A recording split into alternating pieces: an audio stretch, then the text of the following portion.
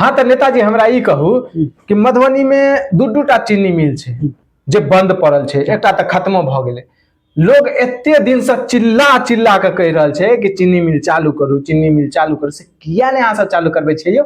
किया चालू करबिए अहीं कहू हैं? आई के डेट में पूरा गांव समाज में देख लियो, हर जगह कोई खेती किसानी करे के लिए चाहे छे नहीं चाहे छे, कोई गन्ना उपजाबे छे नहीं उपजाबे छे। जब गन्ने नहीं उपजते तो फिर चीनी मिल जे छे जे चालू करवा के हम की करबे हैं? एहि में चीनी मिल 2 साल 3 साल लगते चीनी मिल बनबे में। चीनी मिल तो बन जेते आ चीनी जे हेते तो पूरा चुट्टी नहीं लाग जेते ओ चीनी में हैं?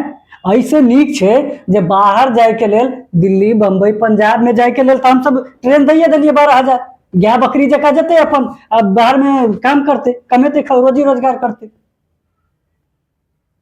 झूठो के हम 2-4 हजार रुपया क्या खर्च करिए चीनी मिल बनबे में? अही एहन नेता सब के कारण जे है से आई देश जे है से ई भ गेलै।